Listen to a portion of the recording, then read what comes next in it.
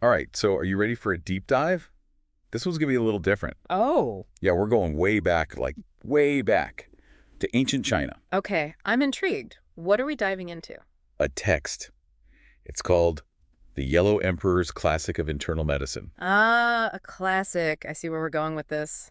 This is the foundation of traditional Chinese medicine, Pretty right? much is like, imagine you could eavesdrop on the Yellow Emperor himself. No, that would be something. He's having this conversation with a sage, Qibo. They're talking about health, how to live a long life, all that good stuff. Direct line to ancient wisdom. I like it. And the thing is, even after thousands of years, This stuff still applies today. Amazing, isn't it? right?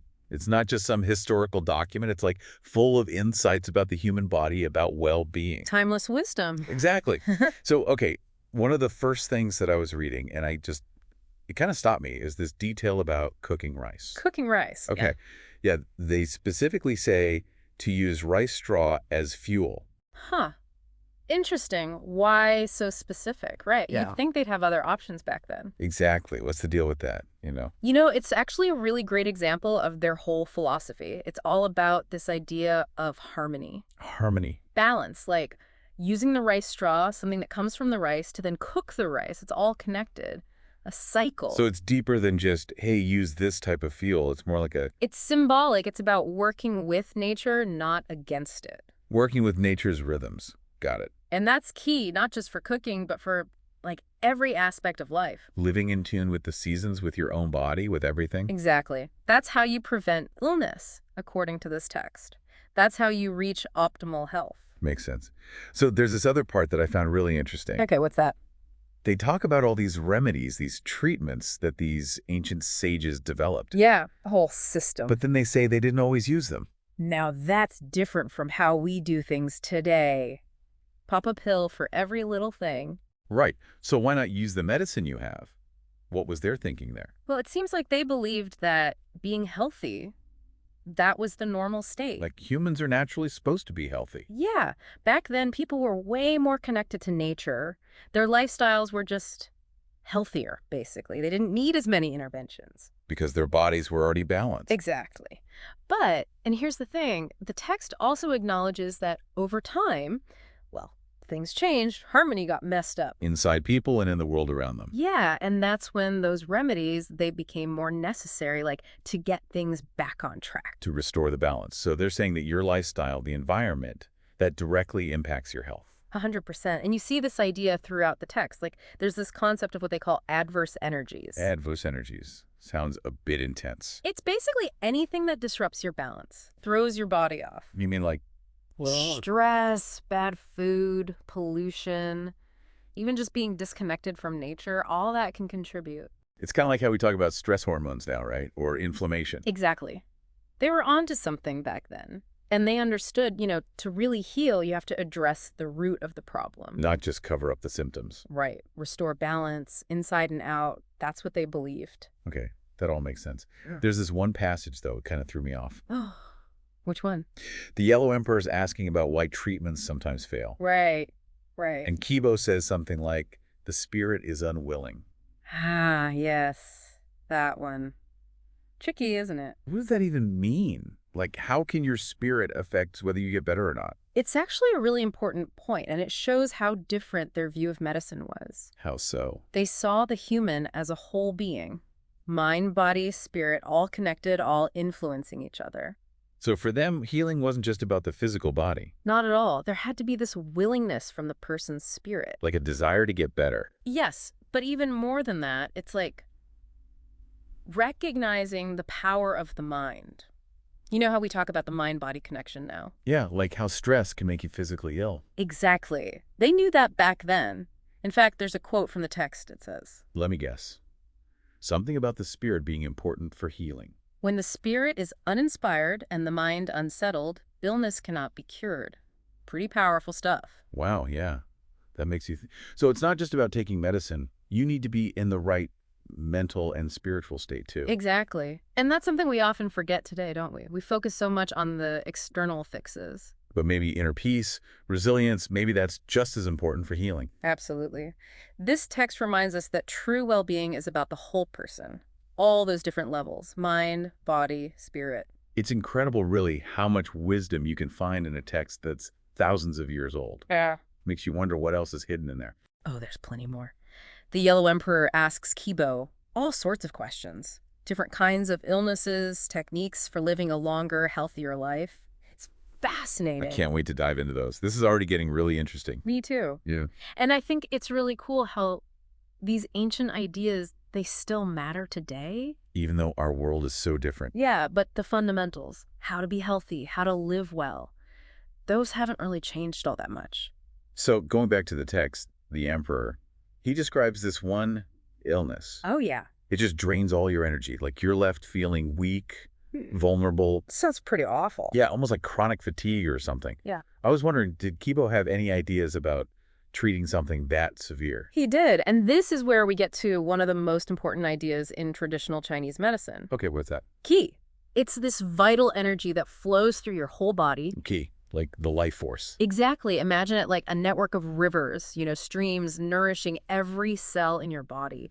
And if that flow is blocked Oh. or weak, That's when you get sick. Could be all sorts of illnesses, including the kind the emperor was talking about. so someone's Qi is depleted. What did Qibo say to do about it? Well, his approach was all about balance. Removing blockages, gently encouraging that energy to flow again. He didn't believe in harsh treatments. Not really. He thought the body could heal itself, given the right support. So it's more about guiding the body, not forcing it. Right. You see this in a lot of traditional Chinese medicine techniques. Acupuncture, herbal medicine, diet. Speaking of gentle approaches, I have to ask about this one thing. What's that? Opening the ghost gate. Ah, yes, the ghost gate. That one always gets people's attention. It does sound kind of spooky, right? What is it exactly, and how does it fit into healing? It's not about actual ghosts, I promise. In traditional Chinese medicine, the ghost gate refers to certain points on your wrist. Acupuncture points. Yeah. They believe these points can release what they call pathogenic influences, things that block your qi, disrupt your harmony. So not ghosts, but more like energetic blocks. Exactly. Think of a river with a dam blocking it. You got to remove that dam for the water to flow freely again. And stimulating the ghost gate helps get that energy moving again. Exactly. It's all about restoring balance, that smooth circulation of qi. It just reinforces how everything in the body is connected, right? It does. One part's off, the whole system can be affected. And we can't forget, this text doesn't just focus on the physical body. The mind, the spirit, they matter too. Oh, absolutely. Qibo, he really believed that your emotional and spiritual well-being, that was just as important for being healthy. It's like how we're starting to understand the mind-body connection now. How stress can actually make you sick. It's amazing, right? It's like they were way ahead of their time in understanding all this. Like we're rediscovering things they already knew. Yeah. It's a reminder that there's so much wisdom in these ancient traditions. Wisdom that we're just starting to catch up to with modern science. So it's not just about ancient wisdom. It's about taking what they knew and using it to help us live better lives today. Exactly. The Yellow Emperor's Classic, it's not just a medical textbook.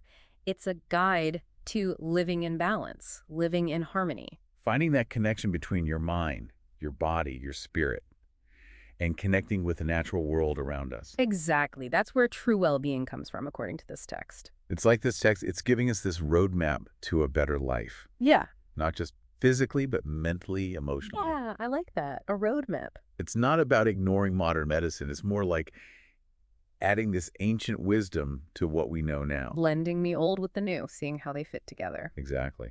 So for someone listening who's been with us on this deep dive, what would you say is the most important takeaway? What's the one thing they should really remember from the Yellow Emperor's Classic? That's a good question. I think if I had to pick just one thing, it would be how connected everything is. Connected. Yeah, like your health isn't just about your body. It's about your mind, your spirit, even your connection to nature. Seeing the whole picture. Right. And understanding that things are always changing. Finding that harmony within yourself and with the world around you. That makes sense. But how do we actually do that? I mean, we're living in this crazy, fast-paced world. It's not easy to find balance. It's definitely a challenge. But the text does offer some advice. Like, it talks about living in tune with natural rhythms, the rhythms of the day, the seasons, even your own body's cycles. Slowing down, paying attention. Exactly. It also talks about things like meditation, breathing exercises to quiet your mind. And of course, taking care of your body with good food, spending time in nature. all that stuff. Right. It's almost like a call to simplify, to Yeah. become more aware, and then make choices that support your well-being on every level. It's not about being perfect. No, not at all. It's about making those small changes day by day, things that bring you closer to balance. Like taking a few minutes to meditate each morning, or choosing to walk instead of drive. Yeah. Or cooking a healthy meal. Little things like that, they can make a big difference over time. It's funny. We started this deep dive talking about how to cook rice, Rice and rice straw, right? and we ended up talking about a whole philosophy of life. It's like sometimes the simplest things can hold the deepest wisdom. It really is incredible. These ancient texts, they have so much to offer us today. It's not about living in the past. No, it's about taking those timeless truths and making them relevant to our lives now. Well, for everyone listening, I hope this deep dive has inspired you to take a look at your own life. See where you can find more balance, more harmony. Maybe try something new. Dust off that meditation cushion. Take a walk in nature. You never know. You might just find a little bit of the Yellow Emperor's wisdom within yourself. Thanks for joining us.